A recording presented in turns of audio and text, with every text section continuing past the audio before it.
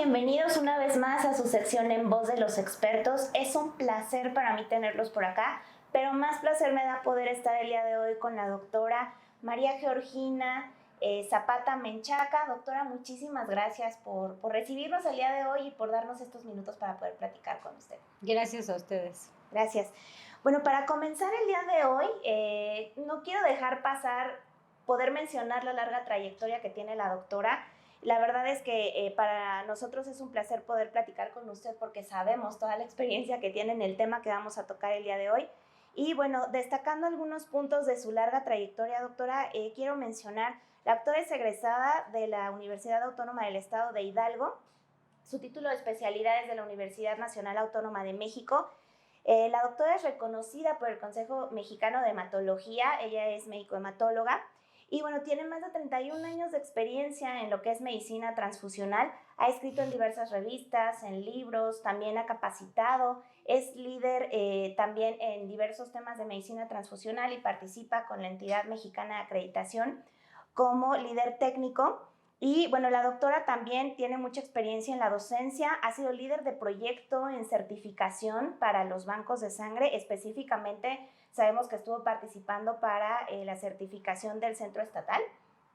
Y bueno, también conocemos su larga trayectoria referente al reconocimiento del programa de innovación y calidad del centro estatal, líder de proyecto de la 15189 en Bansangre, que por lo que podemos observar, doctora, ha sido de verdad un proyecto muy interesante y la verdad con un cumplimiento bastante exigente para poder acreditar el banco. También es miembro activo de diversas asociaciones como la Asociación Americana de Bancos de Sangre, la Asociación Mexicana de Medicina Transfusional, la Asociación Americana de Hematología y actualmente presidente de hospitales privados del estado de Hidalgo. Entonces, doctora, creo que nos podríamos llevar aquí muchas horas hablando de su larga trayectoria, la cual nos da muchísimo gusto poder compartir con usted este espacio. Muchas gracias. Sí, nada más voy a hacer una... Claro que sí. Ahí voy a comentar. Fui presidente de hospitales privados del estado de Hidalgo, ya no lo soy. Actualmente soy presidente del Colegio Médico Hidalguense, Federación de Colegios Médicos del Estado de Hidalgo. Ay, muchísimas gracias. Gracias por la aclaración. Doctora, bueno, el día de hoy queremos comentar con usted puntos relevantes referentes a lo que es la acreditación en México. Me gustaría iniciar bajo un contexto un poco general. ¿Cuál es su perspectiva de lo que es la acreditación en México como país? Sí, gracias. Bueno, miren, para hablar de acreditación en México, yo creo que tenemos que remontarnos a hace algunos años, donde antes la Secretaría de Economía era la que realizaba acreditaciones.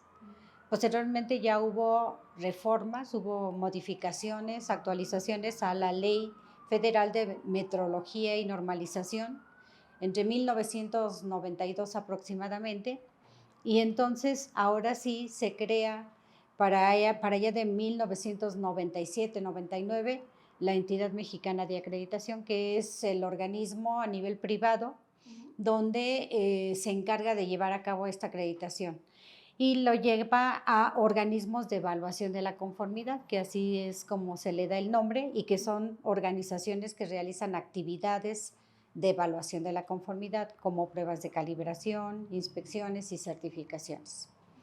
Entonces, eso fue lo que pasó.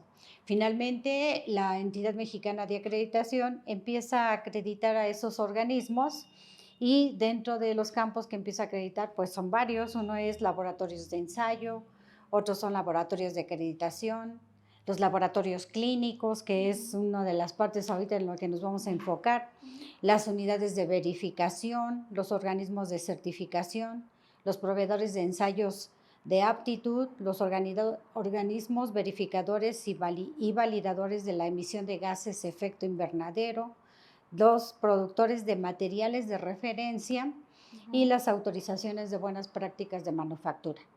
Y dentro de lo que creo que va enfocada la plática es precisamente en los laboratorios clínicos y específicamente bancos de sangre. ¿Sí? Entonces, esto es lo que es la Entidad Mexicana de Acreditación. Hablando específicamente de acreditación en bancos de sangre, bueno, pues se ha caminado, o sea, el camino ha sido lento, realmente se tienen pocos bancos de sangre acreditados. Si ustedes lo revisan, pues en la página de la Entidad Mexicana de Acreditación, ustedes van a poder identificar cuántos son. Son 8 bancos de sangre. Nosotros somos el séptimo, somos el 007. Y bueno, esos bancos de sangre, pues si nosotros vemos realmente el universo en México, pues son más de 500 bancos de sangre. Estamos teniendo muy poca cantidad, ¿sí? Realmente algo está pasando en los bancos de sangre que no hay el interés por tener una acreditación o algo está pasando. Se ha mantenido, yo diría, estancado esta acreditación, más sin embargo creo que es importante que la tengamos. ¿Por qué? Pues porque finalmente vamos a realizar un mejor trabajo que a lo mejor es un objetivo y sobre todo brindar la seguridad a nuestros pacientes. Claro. Entonces, ¿cree usted que la principal motivación que debería tener un banco de sangre para conseguir la acreditación es esto? O sea, el foco que debemos tener directamente en la seguridad del paciente. Fíjense que cuando yo empecé a ver por qué no tenemos bancos de sangre que se estén acreditando, pues no identifican realmente cuáles son los beneficios. Y los beneficios realmente yo los he enfocado en algunos puntos y los vamos a comentar. El punto número 1 es mejorar la calidad y seguridad de la sangre y componentes. Yo creo que tenemos un gran compromiso los bancos de sangre en otorgar una sangre que, si sabemos bien, cierto, que no lleva el punto de seguridad al 100%, pero sí podemos aproximarlo a lo más seguro. Avanzarnos lo más posible. Claro. Y esto pues obviamente va en beneficio de nuestros pacientes. Y ahí tenemos un punto que es el que se debe de cumplir y que está en todos los estándares de calidad del sistema de salud, vamos a decirlo, y que es la seguridad del paciente. Entonces yo creo que con esto nosotros pudiéramos cumplir ese punto. El otro, bueno, pues cumpliendo ese punto, pues es lo que vamos a hacer en la reducción de enfermedades transmisibles a través de la sangre, como las que ya conocemos, el SIDA, las hepatitis, sífilis, Chagas y a lo mejor otras enfermedades que también se pueden transmitir a través de la sangre, pero que a través de esto podemos mejorar. También vamos a mejorar esa confianza con el paciente y con los profesionales de la salud, o sea, nuestros médicos, que son quienes están solicitando pues ese apoyo terapéutico para pacientes que lo requieren. Entonces, si yo estoy haciendo las cosas bien, pues obviamente van a creer en mí, o sea, va a haber confianza por parte de los pacientes. La otra, es disminuir los gastos por mala calidad. Yo creo que una de las partes importantes y que a veces no queremos ver, pues es eso, ¿qué tanto realmente una organización está gastando por la mala calidad? Vamos a ponerlo así. Finalmente, si nosotros lo quisiéramos ver, nos espantaríamos. Yo lo hice y realmente cuando lo presenté a los trabajadores, pues dijimos, ¿eso está pasando? Sí.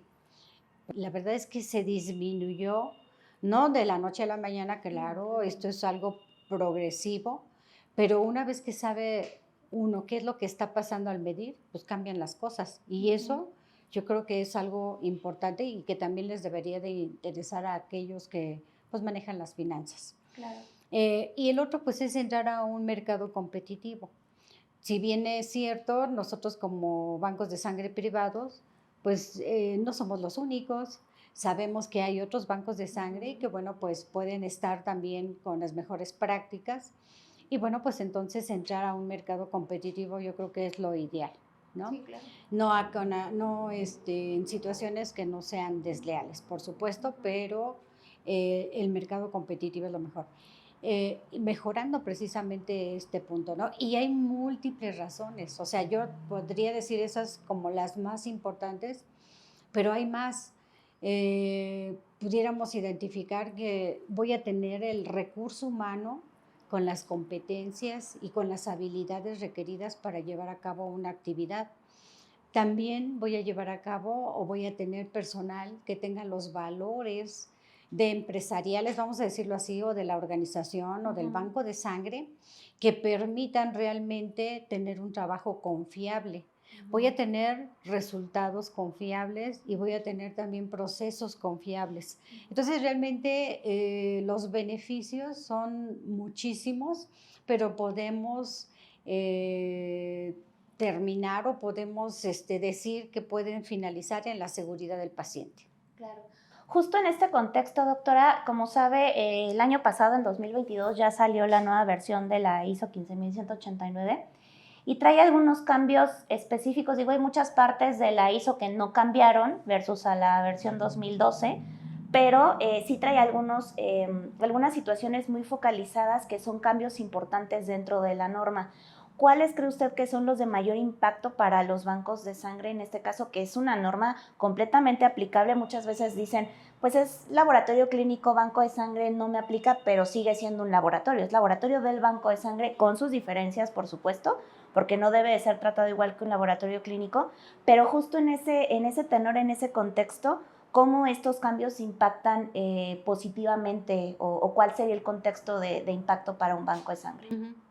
Bueno, pues yo creo que primero debemos de comentar que la norma 15189, sí, como bien lo dices, en diciembre fue cuando se emitió a nivel internacional la norma. Esta norma pues ya tenía 10 años que no se había cambiado, no se había actualizado. Yo creo que siempre las actualizaciones son mejoras, ¿sí? Y hay que identificarlas. A veces nos cuesta un poquito de trabajo identificarlas y sobre todo ver los beneficios. Sin embargo, yo creo que hay algunos cambios que fueron muy importantes. Uno de ellos son las alineaciones a otras normas. Y una de la primera fue la alineación a la ISO 22367, que es la gestión de riesgo. Y que pues muchos, ese es uno de los puntos así específicos que decíamos, débiles, ¿no? Como que le huimos. Es débiles o eso, ¿no? Pero fíjense que eso es importante porque ya alinearla a una norma ISO es diferente, ¿sí? En ese sentido, pues también hay que identificar hasta dónde es el alcance de esa evaluación de riesgo dentro de la organización. Si bien es cierto, ya también, independientemente de que no estaba tan, pues, tan bien identificado dentro de la norma anterior, de la 15189 versión 12, sí, ya no los estaba pidiendo. En algunos lados, o sea, yo creo que también de acuerdo a la madurez de cada banco de sangre, pues era como lo tenían. Algunos bancos de sangre pues lo tenían únicamente a nivel de la seguridad del paciente. Pero si no lo vemos más allá, no lo metemos en lo que es en procesos. En la gestión de riesgo debe de ir desde el proceso. ¿Por qué? Pues porque desde ahí vamos a quitar precisamente el riesgo para el paciente. Pero si lo llevamos nada más a nivel del paciente, a la parte final, creo que no estaríamos llevando a cabo de manera correcta todo esto. Pero vuelvo a repetir, aquí sería ver hasta dónde va a ser el alcance. Si bien es cierto, lo está llevando como seguridad del paciente, está quitando la parte del proceso que es importante, pero aquí yo creo que depende de cómo se vaya a hacer la evaluación o los criterios que vaya a tomar la entidad mexicana de acreditación para que se lleve a cabo esto. El otro es la alineación que lleva a través de la 15190 que habla de seguridad. También, si bien es cierto, había una parte de seguridad, ahora ya es como que más alineada a la norma de seguridad. Esto nos va a permitir a muchos que también queremos a lo mejor certificar en seguridad, por ejemplo, pues entonces ya nos va a ayudar muchísimo y no tenemos que trabajar para uno y para otro, sino lo podemos englobar todo y poder llevar a cabo estas certificaciones. Hay otro que es también la alineación que la lleva a la ISO 20658, que es transporte de muestras, y que ya es mucho más específico y que va mucho en relación a esa norma. Entonces ya tenemos también algo más detallado, más, por decirlo así, más fino, ¿no? Exacto. Entonces, finalmente yo creo que esa es una parte importante. En términos generales, estos 4 puntos. No, y hay algo que me estaba faltando, que es la alineación a la 22870, que es el análisis realizado cerca del paciente. Algo que nosotros no lo tenemos, eso es algo nuevo, pero que finalmente creo que es importante. Aunque tenemos que identificar exactamente para qué tipo de pruebas es, ¿sí? Y si nosotros las hacemos, por ejemplo, hay bancos de sangre que no lo hacen. No hacen eso a pie de paciente. En el caso de nosotros, o sea, nosotros como banco de sangre sí lo llevamos a cabo. ¿Por qué? Porque luego a veces tenemos una solicitud de un paciente que está en el servicio de urgencias y que en ese momento nosotros con una prueba diferente a la que se hace en el banco de sangre, podemos ofrecerle un servicio mucho más rápido y entonces ahora sí cubrir una urgencia oportunamente. Pero eso tendría que ser con qué estudios y que son en un determinado momento del paciente, en un estado, o vamos a decirles en un punto crítico, que no van a sustituir precisamente los estudios que se van a realizar en el banco de sangre como tal. Ejemplo, una determinación del sistema B0, Claro. de RH, que tú lo puedes hacer rápido allí, pero que acá lo tienes que hacer completo. Sí, claro. ¿Sí? Que no va a quitarlo, o sea, no lo sustituye, pero que sí lo puedes hacer, pero que también puede ser bien controlado, o sea, que bien hecho, por decirlo así. Entonces, de alguna manera, esas 4 ISOs yo creo que son interesantes. Las 3, que nos van a ayudar a tener, por decirlo así, una matriz macro, para poder acreditar y certificar. Claro. ¿Sí? Y que entonces aquellos que estamos interesados en seguridad del paciente, que estamos interesados también en el medio ambiente, pues que tengamos esa oportunidad de solamente tener un sistema que incluya todo. Entonces eso a mí me parece que es importante, no sé cómo llamarle, pero me parece un sistema así importante. El otro, pues lo que les comentaba, y esta línea es una alineación que se hace con la 17025, que es la base de todo, y que finalmente, pues creo que son buenas cosas. Hay puntos interesantes que a mí sí me gustaría compartirles y que creo que son de los puntos que finalmente son los más importantes también en lo que son los cambios que se realizaron.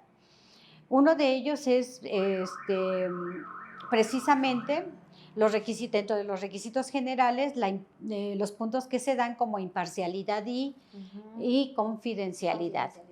Que estos pues obviamente van dentro de todo el marco de lo que estamos haciendo como banco de sangre y que finalmente tenemos que identificar que sí lo tenemos que llevar a cabo y que también tiene que llevarse a cabo a través de procesos, ¿sí? Entonces, desde mi punto de vista, o sea, no puede ser nada más un entorno que esté nada más enfocado a lo mejor a objetivos, a políticas, sino que también tiene que llevarse a cabo a través de procesos, porque son 2 puntos que van unidos, yo diría así, con los cimientos de lo que es el banco de sangre, que son los valores. Entonces son puntos importantes que creo que ahí son buenos, que ya quedaron bien en la estructura de la 15189, versión 2022. El otro punto también importante, que como ya lo comentaba, es la gestión del riesgo, ¿sí? Que está en el punto 5.6, pero que también tendríamos que identificar los alcances, o sea, ese alcance que yo, desde mi punto de vista, debería de ser desde procesos. Y la competencia también, doctora, ¿no? Porque no todos saben hacer análisis de riesgo, o sea, creo que sí viene más detallado, pero no es fácil leer una norma específica de gestión de riesgo cuando no se comprueba la competencia, ¿no? Eso también es un punto bien crítico. Yo creo que vamos a hablar un poquito de eso cuando vayamos viendo a lo mejor, no sé, dentro de la implementación, ¿no? Sí, claro. Pero ese es un punto que sí tenemos que ver y que tenemos que alinearlo precisamente a la 22367, ¿no? Otro de los puntos que también es interesante es dentro de lo que es el liderazgo, o sea, o que antes llamábamos liderazgo y que ahora es la gobernanza, es la competencia. El punto 521, que es la competencia del director de laboratorio, en este caso la competencia del responsable del banco de sangre. Si bien es cierto, se evalúa la competencia de todos los signatarios, o sea, signatario en esto, y se evalúa. Pero no tenemos realmente una evaluación del director.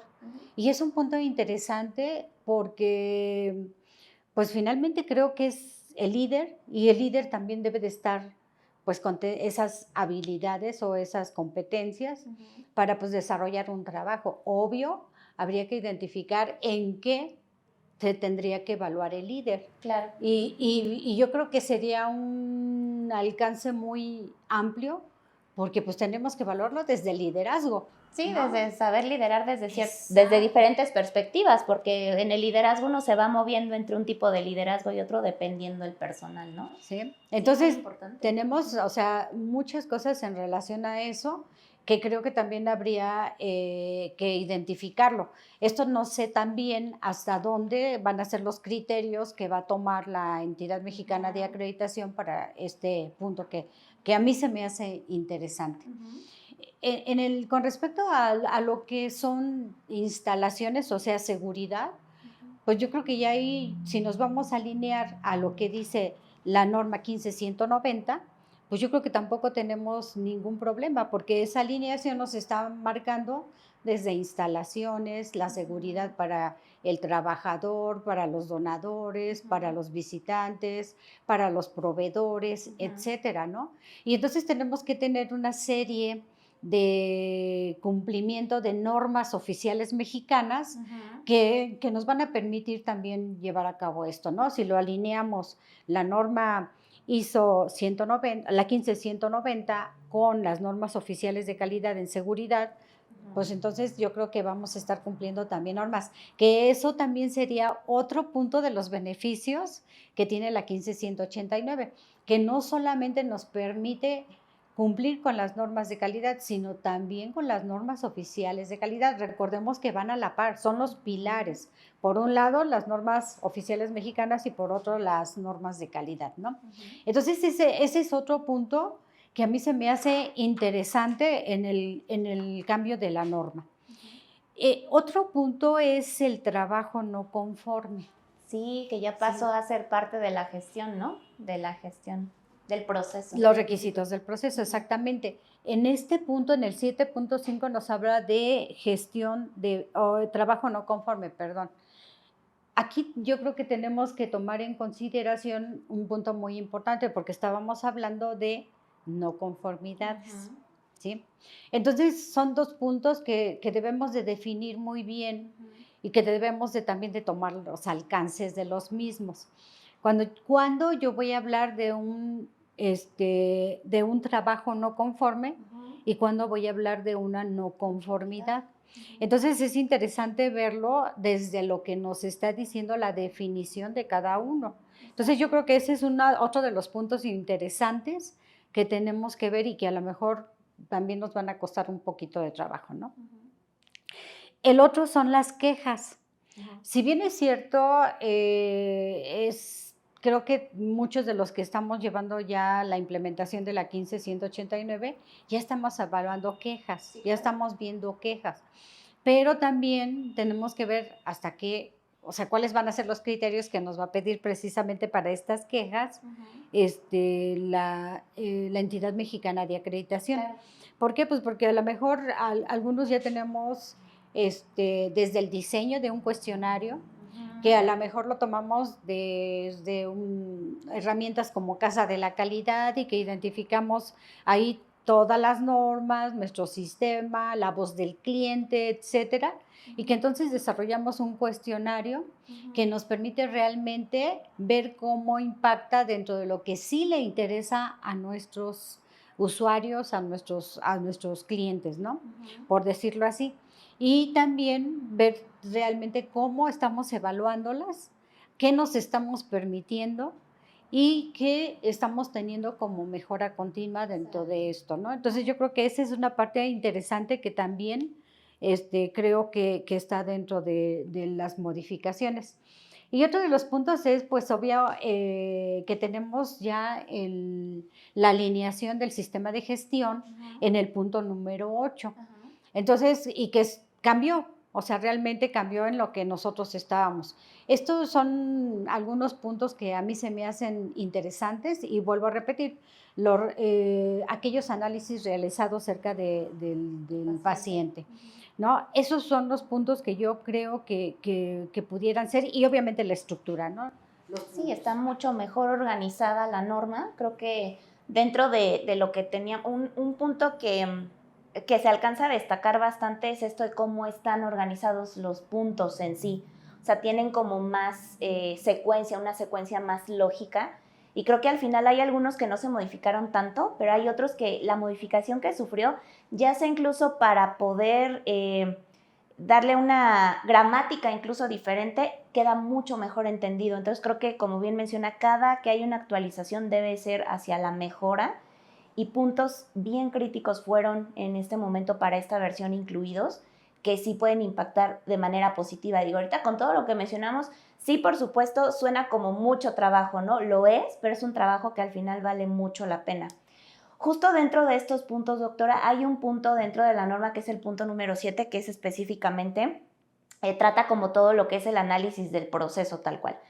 Y hay un apartado que menciona los puntos críticos para el análisis de los resultados, para asegurar esos resultados.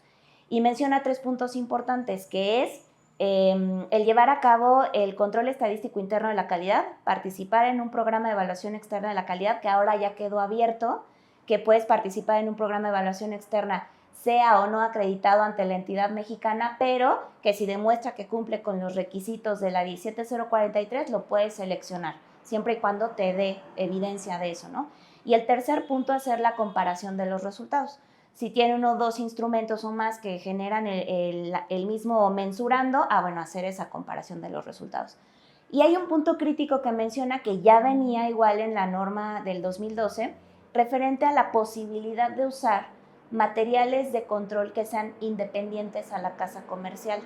Dentro del banco de sangre, esto ha generado de cierta manera cierta polémica, ¿no? Porque sabemos que en el banco hay un requisito muy específico, que es el poder utilizar para serología infecciosa materiales que sean independientes a la casa comercial, que pueden ser fabricados in situ o pueden ser adquiridos por una fuente confiable. Pero creo que hay un punto ahí que está como un poco suelto. ¿Qué es lo que usted opina referente a este requisito? Ok. Bien, yo creo que dentro de el requisito, yo creo que es interesante, más bien es necesario, o sea, identificar controles de tercera parte. ¿Qué es lo que sí tiene que ser? Yo lo que he visto es que si nosotros, bueno, hay 2 formas, ¿no?, de tenerlo. Uno, pues, es el comercial, como ya lo conoces, que lleva todo un proceso, que lleva una validación y que lleva resultados y que va a salir únicamente que sea confiable o que pase los estándares de validación adecuados. En el caso de un reactivo de tercera parte, que nosotros identificábamos anteriormente como fabricado in-house o en casa, yo creo que tenemos que ser muy cuidadosos. Y muy cuidadosos desde el punto de vista porque debemos de tener desde un proyecto, una planificación que va a incluir infraestructura, recurso humano, insumos, almacén o dónde vamos a poner esos reactivos, cómo van a estar controlándose, cómo van a estar calificándose, etcétera. No es fácil. O sea, si nosotros queremos hacer las cosas bien, yo creo que no es fácil. En ocasiones, digo, finalmente, pues nosotros empezamos de esa manera, pero pues ahora ya los tenemos y entonces creo que debemos de valorar cuál sería o cuál es el mejor reactivo en estos casos o patrón. En este caso yo lo que identifico es, yo evaluaría todas esas situaciones. Desde el punto yo identificaría también un punto importante, ¿dónde voy a obtener el producto o la muestra? La materia prima. La materia prima, exactamente, gracias. La materia prima, ¿cómo la voy a obtener? ¿Sí? Recuerden, porque lo hicimos con anterioridad cuando estábamos en el sector público, y obteníamos la prueba de la materia prima de nuestros propios donadores. Nosotros teníamos obviamente nuestras plasmas que finalmente ya eran confirmados positivos con una reactividad X, y esos eran los que nosotros enviábamos al Centro Nacional de la Transfusión Sanguínea, y que finalmente ellos hacían una preparación específica y no los regresaban como verdaderos positivos, y también teníamos que tener controles negativos. Y entonces, bueno, venía el proceso de la producción, pero que nosotros tendríamos que tener desde el diseño, ¿sí? Y ese diseño, pues obviamente llevaba una calificación, y ya entonces podrías desarrollarlo una vez que este diseño fuera adecuado. Se desarrollaban, y entonces tú también tendrías que calificar ese reactivo que ya produciste, aunque sea in-house. Claro. Y también tener obviamente los controles. Todo esto pues lleva un recurso financiero, sí, independientemente de todo lo demás, que finalmente te va a salir más caro, yo creo. O sea, desde mi punto de vista, porque sí lo llegamos a hacer. Pero además, el control sobre el producto final, pues nunca lo tuvimos realmente. ¿Por qué? Pues porque las habilidades y las competencias pues se adquieren a través de que lo estés haciendo tan bien. Claro. ¿Sí? Y que estés evaluando constantemente. Pero si no lo haces así, pues yo creo que mejor un tercero que sí te va a dar la confianza de que ese producto sea adecuado. Yo no digo que no, o sea, a lo mejor sí, pero pues se va a requerir todo esto, porque si vamos a obtener un producto que realmente o finalmente no me va a dar la confianza, pues yo preferiría no hacerlo y no gastar en ese sentido. Si se tuviera un laboratorio dentro del mismo banco de sangre, el área específica, el recurso humano y todo lo que se requiere, procesos pues validados, creo, etcétera. exacto, se requiere mucho. Yo creo que no sería lo ideal, ¿no? Pero finalmente, bueno, pues cada quien tiene que evaluarlo dentro de lo que es su propio banco. Claro, creo que dentro de las posibilidades que hay, ¿no? De las opciones que se tiene, no podemos decir que una sea más válida que otra, más bien todo va ligado a la gestión del riesgo. O sea, si nos ponemos a pensar justo, si pensamos en un banco de sangre que a lo mejor pensemos no está persiguiendo la acreditación, pero tiene esa visión de un cumplimiento de requisitos que permitan asegurar la calidad del producto que está saliendo, del resultado, pues sí, en este contexto creo que la gestión del riesgo va a permitir tomar esa decisión. O sea, si ponemos en gestión del riesgo cuáles son los panoramas no favorables y los favorables de ambas posibilidades, se podría tener un análisis mucho más exhaustivo.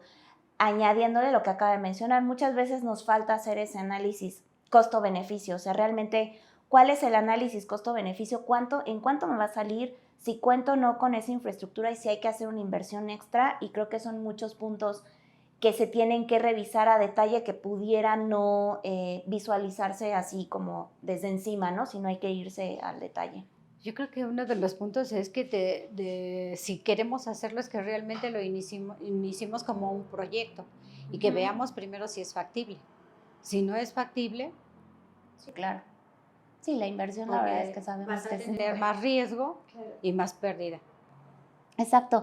Doctora, dentro de este contexto, ¿qué otro punto podría usted destacar de la aplicación del sistema de la calidad en la fase analítica? Es decir, ¿cuáles de las actividades dentro de la fase analítica del laboratorio del banco de sangre podrían ser el foco para que los usuarios que participan dentro del banco pudieran como decir, estas son las actividades críticas que si bien se tiene que prestar atención en todas, siempre hay actividades críticas que se tienen que focalizar mucho más, ¿no? Dentro de lo que es el proceso analítico, ¿cuáles serían de estas actividades críticas que podríamos identificar? Fíjense que ahorita revisando la norma, hay un punto que también está dentro de la fase analítica y que precisamente estaba yo buscándolo ahorita. y es realmente de los límites de referencia. Y los límites de referencia, en el punto A nos dice que se deben de definir esos intervalos de referencia biológicos y esos límites del fabricante, pero hay una nota. Dice, los valores de referencia biológicos proporcionados por los fabricantes pueden ser utilizados por el laboratorio. Si se verifica la base poblacional de estos valores. Claro. Y el laboratorio estima que es aceptable. Así es. Entonces yo creo que ese es otro de los puntos también interesantes y que también hay que ver cómo lo vamos a aplicar. Sí, de hecho, es que fíjese, sí es mucha información, pero creo que tiene palabras y frases muy específicas que ya nos ligan a otras normas. Por ejemplo, para hacer la verificación de los intervalos, pues hay que conocer el EP28, ¿no?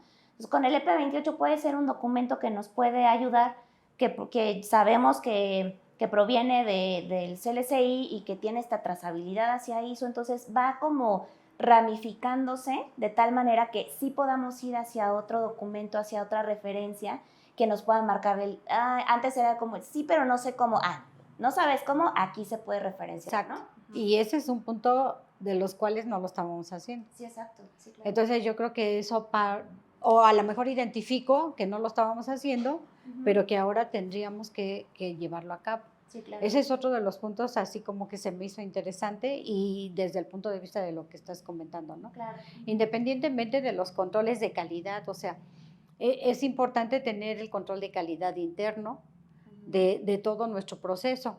Y no quiere decir que hasta el último, el producto final, sino de todo el proceso, que finalmente el resultado, o sea, nos va a decir a dónde vamos a ir y ya veremos qué es el proceso. Exacto, sí. Y doctora, ¿qué recomendaciones podría proporcionarle a las personas que nos ven referente justo a realizar el análisis de riesgos? Creo que un punto bien crítico de la norma, ya lo mencionamos hace rato, es el análisis de riesgos y me gustaría saber su opinión, por ejemplo, desde un punto de vista muy personal, yo alcanzo a ver que este es un punto que ya se había solicitado, que ya se ha visto, ya se conoce, se sabe que se requiere el análisis y la gestión del riesgo. Sin embargo, todavía estamos como muy flojos en ese punto, ¿no? Como que nos falta, pues ya sea, quiero decir, la competencia o a lo mejor tener más información o entender un poco más el tema, no lo sé. Desde su perspectiva, ¿qué es lo que se requiere o qué recomendaciones le podríamos hacer al público para que puedan, de cierta manera, manejar este punto mucho mejor, ¿no? Que lo puedan entender mucho mejor y llevarlo a la práctica? Yeah. Fíjense que esa es una parte importante que yo diría que no lo estamos llevando a cabo de manera completa. Yo creo que lo que tenemos que hacer para llevarlo de una manera correcta es primero hacer un proyecto. O sea, dentro de todo lo que nosotros hacemos, llevarlo como un proyecto. Este proyecto, pues lo que primero tenemos que tener es pues, conocerlo muy bien. O sea, tenemos que empezar desde ahí. El líder del proyecto pues tiene que conocer muy bien de qué se trata, ¿sí? De tener esa capacitación y esa competencia y esa habilidad para poderlo desarrollar. Una vez desarrollado, yo tengo que empezar desde el objetivo que voy a hacer y ese objetivo me va a dar los alcances, hasta dónde. Claro. ¿Sí? Tomando en consideración que tenemos que empezar desde cero. Y yo lo digo así, a lo mejor lo estamos haciendo, pero si empezamos desde cero vamos a hacerlo mejor. Y entonces todo ese proyecto, calendarizarlo. Y decir, vamos a empezar desde el punto 1 hasta el punto 0, lo que tú quieras, pero calendarizado, ¿sí? Tomando también el punto de qué recurso humano es el que vas a capacitar. O sea, ¿quién va a entrar más bien al proceso? ¿Okay? ¿Van a ser todos? ¿O van a ser nada más ciertas personas? ¿O encargados de quiénes? área o quién ¿Sí? designar bien puntualmente. Sí. Entonces, yo diría desde eso, ¿no? Todo eso es interesante. ¿Con qué recursos contamos? ¿Y hasta dónde, no? ¿Hasta dónde vamos a seguir? Una vez que ya lo tenemos así, bien específico, ahora sí viene la implementación, ¿sí? Y la implementación tiene que ser exactamente como lo planeamos, para que nosotros podamos evaluar cada una de estas fases e identificar en dónde tenemos que poner alguna acción correctiva, por decirlo así, o regresarnos para poder llevarlo a cabo, porque no tuvimos el resultado que esperábamos. No cumplimos el objetivo, hay que regresarse. Exacto. Para... Y una vez que lo tengamos ya, o sea, terminado, pues ahora sí, llevar la implementación. Primero es la capacitación, o sea, ¿qué voy a hacer? ¿Cómo lo voy a hacer? Y luego ya lo implemento. Lo evalúo y lo mejoro, ¿sí? En este sentido, por ejemplo, nuestra experiencia fue la siguiente. Nosotros teníamos una evaluación de riesgo, si bien es cierto, pero la teníamos a través de un macroproceso inicialmente. Se vino la pandemia y cambió la vida. O sea, creo que aprendimos también de la pandemia y más en riesgos. Y entonces nosotros, por ejemplo, en el estado tuvimos que evaluar el riesgo en razón de esa pandemia en nuestro macroproceso. Pero también cómo impactaba dentro de los procesos principales, los procesos de apoyo, etc. Y empezamos a evaluar todos nuestros procesos. Y bueno, pues obviamente fue diferente. ¿Por qué? Pues porque estuvimos viendo aquí en esta parte hay más riesgo. Exacto. ¿Sí? Y entonces tenemos que buscar puntos críticos para poder poner contingencias, ¿sí? Ver el desarrollo de, lo muevo, le cambio y volver a evaluar ese riesgo y ver si realmente con esas acciones que hicimos disminuyó ese riesgo o no, ¿sí? Y entonces ahora sí poder medir, ¿no? Y hasta ponernos indicadores. Sí, claro. Entonces cambia totalmente la perspectiva y el resultado también. Por eso hace rato te decía, qué interesante sería saber hasta dónde va a permitir o va a ser el criterio que se tome a través de la entidad mexicana de acreditación medir ese riesgo, a todo el proceso o a nada más o a una parte, ¿no?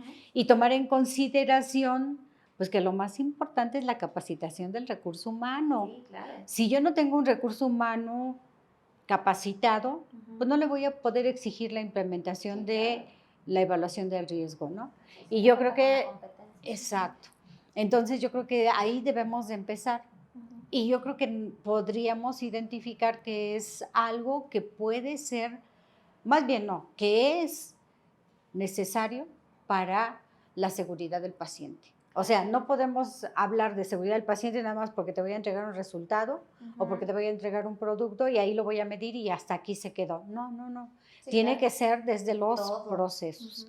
Entonces yo estoy ahí pensando de esa manera como parte de un proyecto que te puede permitir llevar a cabo todo correctamente. Claro. Si yo quiero hacerlo de una manera desordenada, no voy a tener el resultado. Entonces creo que debería de llevarse a través de un proyecto con un líder de proyecto, ¿sí? Al que primero hay que capacitar, darle todas esas habilidades y competencias para que pueda desarrollarlo y lo pueda implementar, lo pueda medir y lo pueda mejorar. Claro. Sí, fíjese qué importante todo esto que nos menciona porque creo que la palabra favorita para todas estas actividades es la gestión. Tenemos el sistema de gestión de la calidad, pero tenemos la gestión del riesgo, pero tenemos la gestión de proyectos, que es esto, ¿no? Delimitar todas las actividades, ponerle tiempos, ponerle responsabilidades al personal asignado y creo que eso da un panorama mucho más específico de hacia dónde podemos dirigir ese análisis del riesgo. Doctora, para finalizar, me gustaría, si nos puede compartir, por favor, ¿qué otras recomendaciones o qué puede usted compartirle al público que nos está viendo referente a como recomendaciones generales para esto, puntos de vista o puntos críticos que ellos tienen que considerar para poder visualizar la importancia de este tipo de aplicación como lo es la norma 15.189? Yo creo que uno de los puntos importantes es primero que sepamos conocer e interpretar la norma. O sea, y conocerla a fondo. O sea, ¿por qué? Pues porque finalmente si nosotros queremos nada más, pues vamos a darle una leída y a ver qué pasa, no. Yo creo que todo parte de, si nosotros tenemos un buen sistema de gestión, pues todo parte de conocimiento e interpretación. Hasta el punto de que es importante de lo que es las definiciones. Claro. ¿Sí? Porque muchas veces las definiciones no las pasamos. No, es importante. Yo, por ejemplo, ahorita es un término que nosotros no, a mí me hizo ruido porque pues no lo manejamos así, y hablábamos, o se habla de gobernanza, ¿no? Y dices, ¿qué es gobernanza? ¿No? O sea, entonces empezando desde las definiciones, para nosotros, ¿qué es gobernanza? Entonces, pues es el equivalente a la alta dirección. Exacto. Entonces ya sí, Ya empiezas a emparejar. empezamos a tener el conocimiento y la Entenderle. interpretación, porque si no luego interpretamos mal. Y entonces tenemos una mala interpretación, una mala implementación y pues el resultado no favorable. Entonces yo creo que tenemos que hacer en todo proyecto es conocimiento e interpretación de lo que vamos a hacer. O sea, de lo que ya hay, de lo que tenemos que conocer e implementar, ¿no? Entonces ese es el punto clave de todo.